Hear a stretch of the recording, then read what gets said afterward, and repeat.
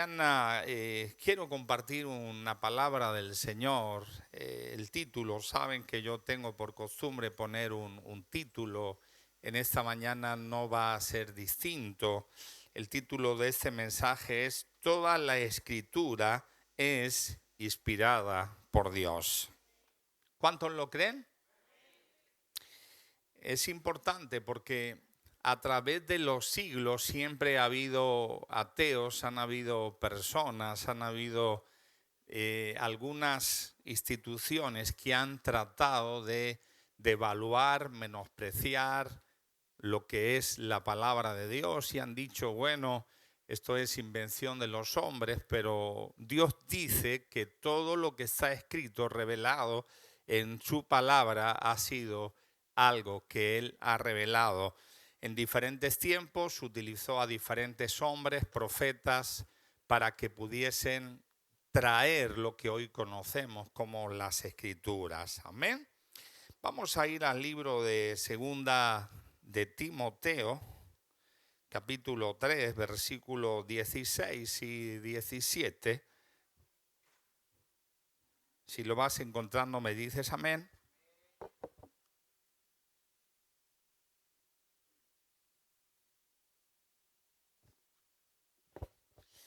Muy bien, leemos en el nombre del Padre, del Hijo y del Espíritu Santo y dice, toda la Escritura es inspirada por Dios y útil para enseñar, para redarguir, para corregir, para instruir en justicia, a fin de que el hombre de Dios, la mujer de Dios, sea perfecto, sea perfecta, enteramente preparado, preparada para toda buena obra. Oramos en esta mañana, vamos a orar, vamos a decirle al Espíritu Santo que nos hable en esta mañana.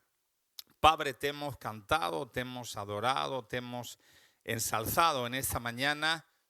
Hemos leído tu palabra, Señor, tu palabra ya es bendita de por sí, pues como hemos leído es inspirada por ti, pero queremos ahora ponernos en tus manos, quiero ponerme en tus manos para que tú me uses para hablar a tu iglesia en esta mañana. Toma el control absoluto de este lugar y háblanos como tú quieras hacerlo.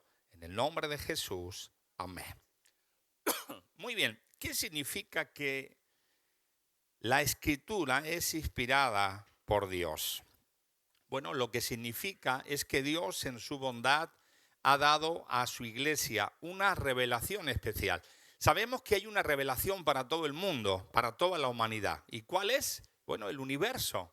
Cualquier persona puede mirar el cosmos, puede meterse en lo más profundo del mar, puede observar y ver la mano de Dios revelándose, aunque muchos dicen que el Big Bang o el Big Bang o el Big Ben o que vienen del mono, algunos tal vez puede ser que sus facciones dan a entender eso, pero nosotros, los hijos, las hijas de Dios, sabemos que ha habido un creador. Ahora, Dios a través de su palabra ha dado una revelación especial para su iglesia, manifestando su voluntad salvadora de talmente como la palabra del Señor nos ha manifestado, tal y como Dios inspiró. Dice la Biblia en 2 de Pedro 1:21, por medio de santos hombres que hablaron siendo inspirados por Dios. Amén. En diferentes épocas, en diferentes situaciones, en diferentes personas, desde personas que conocían teología hasta simples campesinos o pastores de ovejas o recolectores siendo granjeros. Dios estableció de una forma completa lo que Él ha querido revelar. Por eso si alguien dice, no, yo tengo una revelación y Dios me dice algo, si eso es completamente diferente a lo que ha sido manifestado en la Biblia, eso es mentira.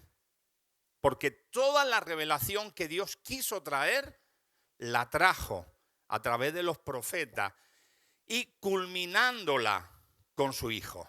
Esa es la revelación de Dios. Ahora, ¿qué significa en el original griego la palabra inspirar?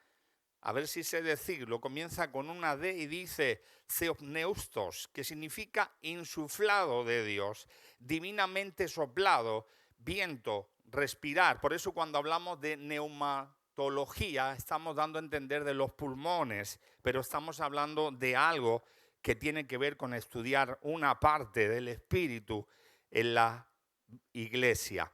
Es decir, el poder del soplo de Dios es la inspiración divina que impregna las escrituras. ¿Os acordáis con el tema de Adán y Eva en el huerto? ¿Qué hizo Dios con Adán? Sopló. Él pudo impregnar su vida con ese soplo de aliento. También Jesús, cuando nos dice en Juan 20, 22 que le dice a sus discípulos, sed llenos del Espíritu Santo. Sucede lo mismo con las Escrituras. Dios ha soplado, ha traído aliento de vida sobre la palabra. La palabra es viva. Las Escrituras, la Biblia es una palabra viva. Es decir, Dios exhaló las Escrituras. Podríamos decir metafóricamente que las Escrituras son el aliento de Dios. Podríamos decir que la palabra de Dios es el discurso de la propia vida de Dios. ¿Cuántos lo creen? Tú puedes leer un libro muy bonito, pero no tiene vida. La palabra de Dios tiene vida ¿para qué? Para salvar, para transformar, para sanar, para restaurar, para traer vida, porque es poderosa. Amén. Mira, como yo decía, en el concilio, por ejemplo, de Roma del año 382, o en el concilio de Hipona del 393, o en el concilio de Cartago del 397 o el 419, dijeron que tanto el Antiguo Testamento como el Nuevo Testamento es la palabra de Dios. Pero quiero decirte algo, da igual lo que podamos decir los hombres. La palabra de Dios simplemente es palabra de Dios porque así Dios lo ha decidido. Qué bueno es que la iglesia en diferentes concilios hayan dicho, mira, estos libros son apócrifos, los quitamos como Judith, Tobías y algunos capítulos, por ejemplo, de Daniel, entre otros. Pero quiero decirte, la palabra de Dios toda es inspirada por Dios. Amén. Dice Pedro, segunda de Pedro 1, 20, 21. Entendiendo primero esto, que ninguna profecía de la Escritura es de interpretación privada, porque nunca la profecía fue traída por voluntad humana, sino que los santos hombres de Dios hablaron siendo inspirados por el Espíritu Santo. Es decir, el Espíritu Santo fue el mismo que inspiró a los diferentes hombres, profetas, en diferentes tiempos para traer la palabra revelada, infalible. Amén. Por eso es importante valorar la palabra. Yo te hago una pregunta. ¿Cuánto tiempo hace que no lees la Biblia? Ay, pastor, la acabo de leer ahora. Ah, vale. Pero, ¿la lees en casa? Nunca la Biblia ha sido tan fácil de tener. Ha habido tiempo en que quemaban a los que tenían la Biblia. Bueno, todavía hay lugares, en algunos lugares del mundo donde hay persecución por tener la Biblia. Pero aquí podemos tener la Biblia y a veces no la valoramos. Usted se imagínese, por favor, las hermanas que tienen su novio que está a 8, 10 mil kilómetros y que no existe el WhatsApp, que no existe el correo, existe una cosa que se llama carta. No sé si usted escuchó hablar de eso, los más jóvenes, se le ponía un sello, se escribía y se mandaba y tardaba 15 días, un mes, dependiendo de dónde viniera y llegaba.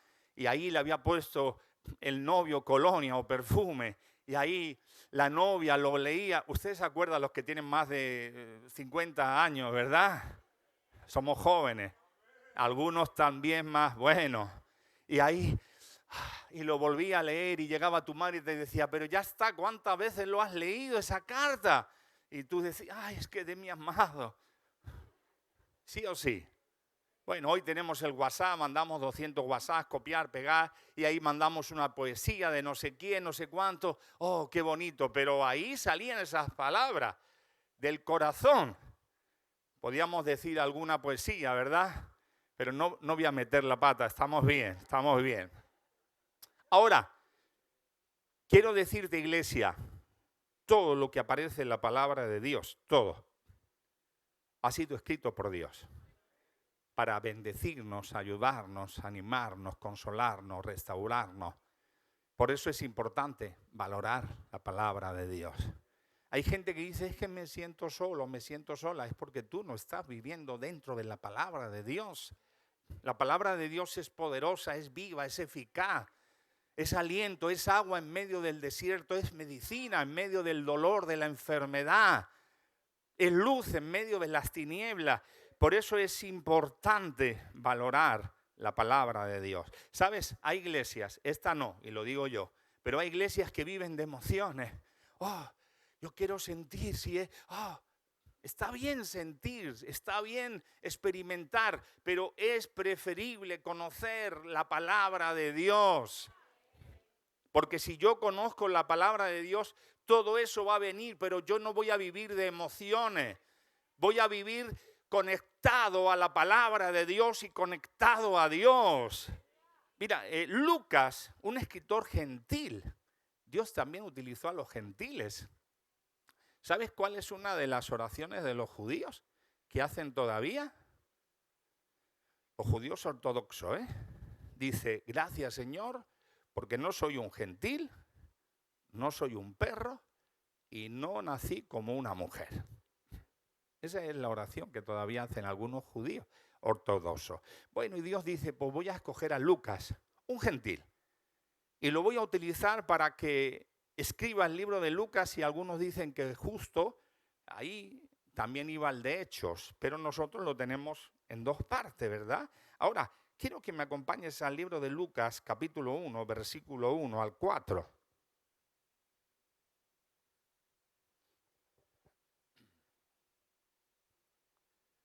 Dice, puesto que ya muchos han tratado de poner en orden la historia de las cosas que entre nosotros han sido ciertísimas, tal como nos lo enseñaron los que desde el principio lo vieron con sus ojos y fueron ministros de la palabra, me ha parecido también a mí, después de haber investigado con diligencia todas las cosas desde su origen, escribírtelas por orden, oh excelentísimo Teófilo, para que conozcas bien la verdad de las cosas en las cuales has sido instruido. Lucas no vivió el ministerio de Jesús en persona, pero él parece ser que era un investigador y comenzó a investigar, a preguntar, a indagar a Pablo, que había escuchado de Pedro, y a los apóstoles y a las personas que estuvieron allí. Yo me imagino como reportero que vio al ciego Bartimeo allí y le dijo, oye, ¿tú eras el ciego Bartimeo? Sí, y Jesús hizo esto en mi vida, y ahí tomando nota. Y llegó tal vez, y aquella mujer del flujo de sangre, sí, era aquella de allá, y fue, preguntó, indagó, y la pesca milagrosa, sí, yo estaba allí, y él comenzó a indagar y a escribirle. Ahora, ¿cuál es el propósito de que la palabra del Señor, las escrituras han sido escritas? Para que podamos conocer más de Dios.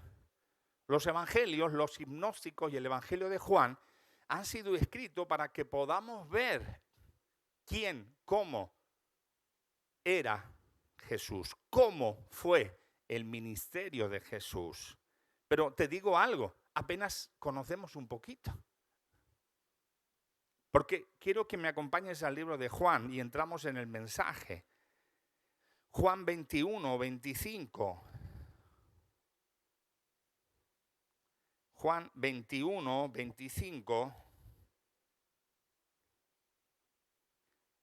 Dice, y hay también otras muchas cosas que hizo Jesús, las cuales, si se escribieran una por una, pienso que ni aún en el mundo cabrían los libros que se habrían de escribir. Amén. Es interesante. Nosotros pensamos que hemos conocido profundamente el ministerio de Jesús y lo hemos conocido en la medida que Dios ha querido manifestarlo. Pero hubieron muchas señales, muchos milagros que no han sido anotados, que Dios no quiso que fueran tal vez relevantes para nosotros. Y por ejemplo, ayer predicaba nuestro hermano Josué y hablaba de un pasaje un poco extraño, que Jesús tomó a un sordo y ¿qué hizo? Le escupió y le tocó la lengua con la saliva y Señor, ¿y eso por qué? ¿Por qué? ¿Por qué? Si eso no es tan políticamente correcto. ¿No sería mejor que hubiera puesto uno de esos milagros que hizo Jesús, yo qué sé, de algo distinto? Bueno, pero a Dios le ha placido que podamos entender que aún de lo que es algo inmundo para los hombres, Dios hace un milagro. Nos dice en la Biblia que cuando Dios se enfada con María, porque ha estado criticando a Moisés y se ha enfadado con Aarón y con María, le dice una semana fuera del campamento. Y dicen, pero no, si su padre le escupiera no estaría una semana inmunda. O sea, perdonadme la expresión, escupir, pues ¿a quién le gusta que le escupa? Bueno, pues de eso Dios hace un milagro. Jesús hace un milagro. Bueno, y no solamente eso, Juan, el que ha dicho que no se ha escrito todo, en el capítulo 9, versículo 6, dice que hizo lodo con saliva y untó los ojos de un ciego. Señor, ¿y para qué me quieres revelar eso? Revélame otra cosa distinta. A Dios le ha placido, porque nuestra óptica, nuestros pensamientos no es su óptica ni sus pensamientos. Por eso te digo, iglesia, despierta. Ama la palabra de Dios, vive la palabra de Dios, introdúcete dentro de la palabra de Dios, donde vas a poder experimentar lo que experimentó el profeta Ezequiel. Dice que vio ahí un río y metió los tobillos, y luego se metió las rodillas y luego la cintura. Llegó un momento que solamente se veía la cabeza. Déjame decirte, es el momento de que nos podamos introducir tanto dentro de la palabra de Dios que no nos vean a nosotros, sino que vean a Cristo, que vean al que es el cabeza de la iglesia. Aleluya. Él, el Espíritu Santo, quiso revelar lo que quiso revelar. Y nosotros tenemos que ser hombres y mujeres que amemos la palabra. Mira, dice que toda la palabra o toda la escritura es inspirada por Dios. ¿Para qué? Dice, útil. ¿Qué significa útil? Que trae o produce provecho, fruto o interés. Sinónimos de provechoso, beneficioso, valioso, eficaz, fructífero. Es decir, que es útil para que podamos traer fruto. Yo te pregunto en esta mañana, ¿tiene fruto para Dios? Porque cuando Él viene a buscar a su iglesia o cuando Él nos llama a cada uno de nosotros, no nos dice el fruto del vecino o del hermano. Él quiere ver nuestro fruto. Tal vez usted tiene 10 y yo tengo un fruto o 2, pero lo importante es tener fruto. ¿Tiene fruto? No me vayas ahora aquí a la verdulería y, mira, pastor, tengo fruto. No, estamos hablando fruto del Espíritu. ¿Qué estás haciendo para Dios? ¿Qué estás haciendo con la palabra que Dios te ha dado? ¿Qué estás haciendo con esa revelación? Porque la palabra de Dios tiene que ser útil. La estás aplicando porque a veces la queremos aplicar a otras personas, pero necesitamos aplicarla primeramente en nosotros. Ya está bien de decir, no puedo más, no siento las piernas, para eso ponte a ver Rambo, la película que él dice, no puedo más. No, es el momento de decir, todo lo puedo en Cristo que me fortalece. Es el momento de decir, tal vez estoy cansado, pero yo sigo a la meta, prosigo a la meta, sabiendo de que Dios me está esperando. Dice, útil para enseñar.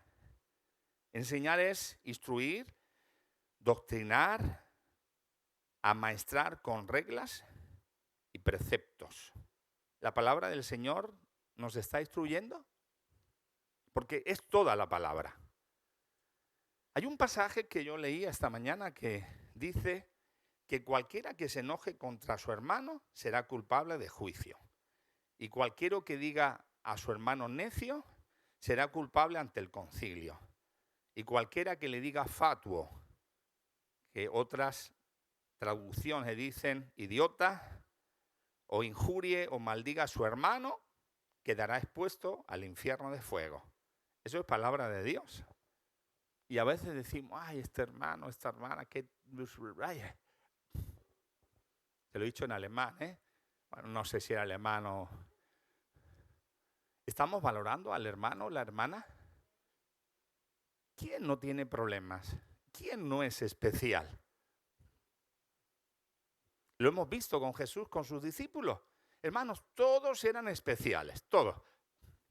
Cada cual más especial. Sin embargo, él oraba y decía, Padre, que sean como tú y yo, somos uno. Es el momento de unirnos, iglesias, a vivir en la palabra del Señor. Es el momento de poder entender lo que Dios tiene para nosotros en estos tiempos. Ayer hablábamos de ese malhechor, o se hablaba de ese malhechor. Hubieron dos malhechores que tuvieron la misma oportunidad, solamente uno la aprovechó. No sé cómo estás hoy, pero la palabra de Dios te dice que todo aquel que practica el pecado tiene problemas, pero él también dice, al quien el Hijo de Dios libertare será verdaderamente libre. Corre a la palabra de Dios, corre a Jesucristo y que hoy sea ese día en el cual tú puedas nacer de nuevo o puedas ser renovado o puedas recibir los dones del Espíritu, porque todo eso es la palabra de Dios. ¿Ha dicho últimamente a tu hermano, qué tonto? Cuidado, es que nadie me ha oído. Hay uno que te ha oído. Y tenemos que ser sabios, Yo el primero, porque créanselo como decía ayer nuestro hermano Josué, hay hermanos difíciles, de verdad. De verdad, hermano y hermana, hay difíciles. Yo el primero. Pero habemos difíciles. Digan amén. Sonríe, Jesús te ama. Dile al hermano de al lado, hermana, ¿eres difícil? Hagamos la tarea un poquito más sencilla. De verdad. Que a veces pasa un hermano o una hermana a darle la mano y le ves la cara y te vas para otro lado que tienes miedo de que, no sé. A veces no, a veces que somos así, pero si sonreímos, dicen los que entienden que movemos más músculo que si nos enfadamos. Por eso es importante conocer la palabra de Dios. Dice para redarguir. ¿Qué significa redarguir? Algunos no sabían que existían una U con dos puntitos encima. ¿Verdad? Redarguir sin poner los puntitos es una falta de ortografía. ¿Qué significa? Significa contraargumentar, haciendo que un argumento se vuelva en contra de la persona que lo presentó. Es decir, rebatir, refutar, impugnar, objetar. Es tener la capacidad intelectual, espiritual, de saber cuando alguien me está diciendo la verdad de lo que Dios dice o la mentira. Porque hay personas que te vienen con un evangelio distinto, con unas escrituras distintas. Por ejemplo, en la Biblia de los testigos de Javier, el pasaje que comentaba ayer nuestro hermano Josué, en el nuestro dice que Jesús le dice al malhechor, de cierto te digo que hoy estarás conmigo en el paraíso. Y en la Biblia de los testigos de Javier dice, de cierto te digo, hoy, de cierto te digo hoy, que estarás, hablando en futuro, en el paraíso. Lo que hace una coma, no es lo mismo de cierto te digo que hoy, domingo, no es lo mismo decir de cierto te digo hoy, domingo, que estarás. Y si yo conozco las escrituras, digo, perdón, esta coma está de más, está cambiando el sentido del original. ¿Conoces la palabra? Porque a veces queremos evangelizar, a veces queremos ser luz en medio de las tinieblas y qué bueno, para eso no hace falta ser teólogo, pero sí necesitamos conocer por lo menos la base de las escrituras, de la doctrina, para poder confrontar, para poder redarguir cuando alguien me traiga una falsa doctrina. ¿Conocen las escrituras? Es el momento de poder meternos dentro de las Escrituras y pedirle al Espíritu Santo. Él dice que cuando tengamos esas situaciones, Él hablará por nosotros lo que hablemos de hablar, sí o sí. Pero yo necesito conocer las Escrituras. Yo sé que aquí hay jóvenes que se quieren sacar el carnet de conducir. A ver, ¿cuántos jóvenes? ¿Y cuántos más se quieren sacar el carnet de conducir sin ser jóvenes? Vale. Mi consejo, estudia. No, pastor, es que yo soy hijo de Dios y yo hago una oración. Señor, que en el examen yo cuando lo haga, tú me des la respuesta, la A, la B, la C. Bueno, eso lo podemos aplicar en los exámenes de la universidad o del EGB o del ESO. Pero primero estudia. ¿Cómo vas a responder? ¿Qué pasa? Que Dios te va a pasar, perdóname, la chuleta. Dios te va a pasar ahí el bosquejo de las preguntas. Es que Dios se va a meter ahí en el ordenador del instructor o del profesor o del director y te lo va a dar. No.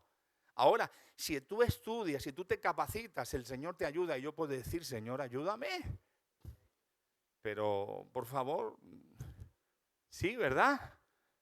Ay, pastor, yo pensaba que como soy... No, aquí no hay enchufado. Porque luego te pones a conducir con un carné y no sabes qué significa eso y te metes en contradirección.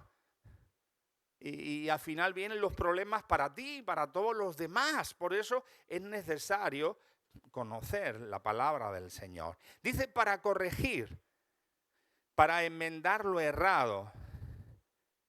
¿Cuántas veces nos hemos equivocado y hemos dicho cosas que Dios no ha dicho? Y cuando hemos conocido a Dios hemos dicho, ¡guau! Dios no ha dicho esto. También dice para corregir, enmendar o enmendarnos a nosotros mismos de un comportamiento equivocado. Para corregir en nuestra autodisciplina. A medida que vamos conociendo al Señor. ¿Tú no te acuerdas cuando conociste al Señor? Yo a veces pienso y era un chaval con 16 años. Y me devoraba las escrituras, era como que no había comido en 50 años, bueno, tenía 16, en 16 años. Y devoraba las escrituras, pero yo no conocía las escrituras. Y yo veía esto y yo, ¡hala! No puedo comer jamón. ¡Ah, qué mala suerte! Es un ejemplo. Pero a medida que iba conociendo, no, esto eran preceptos para el Antiguo Testamento. No, esto era, lo decía por esto. No. Y la palabra del Señor nos corrige. Es la única que el escritor lo tenemos a nuestro lado para preguntarle y decirle, oye, ¿y esto por qué lo has escrito? ¿Con qué propósito? Y Él nos va a corregir. Dice, para instruir en justicia. ¿Qué significa? Enseñar, adoctrinar, comunicar sistemáticamente ideas, conocimiento, en este caso, sobre Dios. Hay mucha gente que cree en Dios, pero no lo conoce. Creer en Dios no significa conocer a Dios. ¿Usted sabe que hay un rey que se llama Felipe qué? VI. ¿Pero usted lo conoce? Sí. ¿Pero usted ha hablado con él? ¿Ha tomado un café con él? No. Conocer que Dios existe no significa mantener una relación con Dios. ¿Cuál es la conclusión de este pasaje? A fin de que el hombre de Dios sea perfecto, apartado, consagrado, santificado para Él. ¿Qué es un hombre perfecto, consagrado, apartado, santificado para Él? Es cuando conocemos a Dios, ponemos en práctica lo que Él dice, su palabra. Voy a dejar el mensaje aquí. Han pasado 29 minutos. Gracias por no ponerme reloj. Tengo la segunda parte de este mensaje. Y te voy a dejar el texto para que tú lo puedas leer. Hemos dicho que las escrituras, que es inspirada por Dios. Valora la escritura, vive la palabra. Ha habido hombres y mujeres que han muerto por defender la palabra. Ha habido personas que han padecido persecución, que han sido quemados por tener la palabra, por defender la palabra, por vivir la palabra. Valora la palabra. Quiero leer en Hechos 17, 22, que ahí será la segunda parte. Acompáñame, por favor, a Hechos 17, 22. Te dejo unas pinceladas. ¿Lo tenéis? Dice, entonces Pablo, puesto en pie, en medio de Areópago, dijo, varones atenienses, en todo observo que sois muy religiosos, porque pasando y mirando vuestros santuarios, hallé también un altar, en el cual también estaba esta inscripción, al Dios no conocido, al que vosotros adoráis, pues sin conocerle, es a quien yo os anuncio, el Dios que hizo el mundo y todas las cosas que en él hay, siendo Señor del cielo y de la tierra, no habita en templos hechos por manos humanas, ni es honrado por manos de hombres, como si necesitase de algo, pues Él es quien da a todos vida y aliento y todas las cosas, y de una sangre ha hecho todo el linaje de los hombres para que habiten sobre toda la faz de la tierra, y les ha prefijado el orden, los tiempos y los límites de su habitación. Estaremos hablando sobre este pasaje. Te dejo algunas pinceladas. Estas personas de Atenas tenían muchos altares. Hablaremos del altar, porque todos los altares no son válidos. Ellos tenían un altar al Dios no conocido. No lo conocían, sin embargo, lo adoraban. Pero Dios no está buscando adoración sin conocerle. Él quiere primero que podamos conocerle y luego adorarle. Hablaremos de altares como el altar que levantó Abraham, como el altar que levantó Jacob, como el altar que levantó Elías. Altares buenos, altares de adoración a Dios. Pero también vamos a hablar de un altar como por ejemplo el que levantó Balaán, un altar que no tenía nada que ver con lo que Dios había establecido, porque lamentablemente estos pasajes que hemos leído, de Hechos 17, del 22 al 26, nos está hablando de personas religiosas que creen en Dios, pero que no viven de acuerdo con lo que Dios dice. Creen en las Escrituras, creen en la revelación de Dios, pero aparte de tener el altar verdadero, tienen otros altares. Examina y dile al Señor en estos días que te haga examinar sobre tu vida qué altares tienes, porque a veces tenemos altares como tenían los atenienses. Tenían un altar al Dios no conocido porque tenían a Saturno, a Júpiter, a Cera, y decían, oye, ¿y si hay algún Dios de estos que se enfada porque no le estamos levantando un altar? Pues pongamos al Dios no conocido. Pero no lo conocían. Yo te digo en esta mañana, lee las Escrituras, que las Escrituras sean parte de mí. Yo sé que todos no tenemos esa memoria como puedan tener algunos para decir textos, versículos, está bien, pero lee las Escrituras por lo menos para vivir una vida en santidad, una vida de acuerdo a lo que Dios ha establecido en su palabra, una vida de acuerdo a los argumentos que al Espíritu Santo ha inspirado para que tú y yo podamos crecer, podamos madurar. Es el tiempo de vivir la palabra. Es el tiempo de no ser religiosos, sino poder vivir de acuerdo a lo que Dios ha establecido. Él es el que establece lo que está bien y lo que está mal. Cierra tus ojos en esta mañana. Habla con Dios en esta mañana. Si tú quieres conocer más de las Escrituras, te voy a decir un secreto. Antes de seguir conociendo más de las Escrituras, lo que tú ya conoces, que Dios te ha dicho que hagas, hazlo. Porque si Dios me ha dicho que no mienta y sigo mintiendo, ¿para qué quiero conocer más de Dios si lo que he aprendido no lo estoy haciendo? Si Dios te ha dicho que dejes de fornicar, deja de fornicar. Si Dios te ha dicho que dejes de vivir una doble vida, deja de vivir una doble vida. Si Dios te ha dicho que te santifiques, santifícate. Vuelvo a repetirte, ¿para qué queremos ser teólogos? ¿Para qué queremos conocer más de la palabra? Si lo que ya conocemos no lo estamos practicando. Es el momento de practicar la Biblia, es el momento de practicar la palabra, es el momento de conocer y vivir una vida de acuerdo a lo que Dios ha establecido. Acuérdate, ayer hablábamos de ese plusmarquista de maratones que murió con 24 años. Tenía una carrera, una trayectoria inigualable para ser un ganador y conquistar medallas y premios. Y en un accidente de tráfico murió.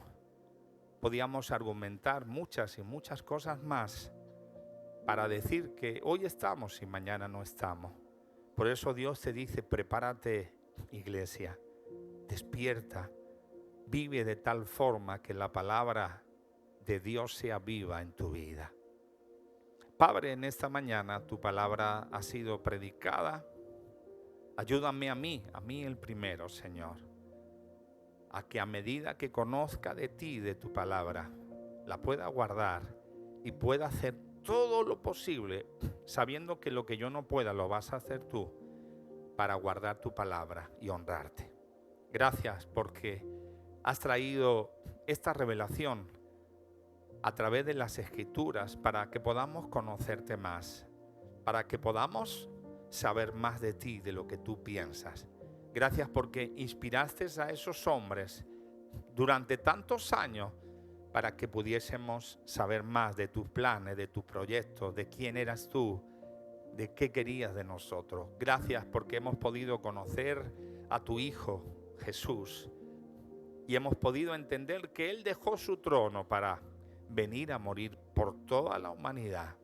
Gracias por ese amor que no podemos tal vez entender con toda la magnitud, pero sí podemos decir gracias, Jesús, por haber muerto por mí, por haber sido ese Cordero Pascual que quitó el pecado del mundo. Dale gracias con tus propias palabras en esta mañana. Dale gracias, valora la palabra, vive la palabra. Gracias, Jesús. Gracias, Espíritu Santo. Quita vendas, Señor, para que podamos entender, conocer las Escrituras. Te damos gracias, gracias. En el nombre de Jesús, amén y amén.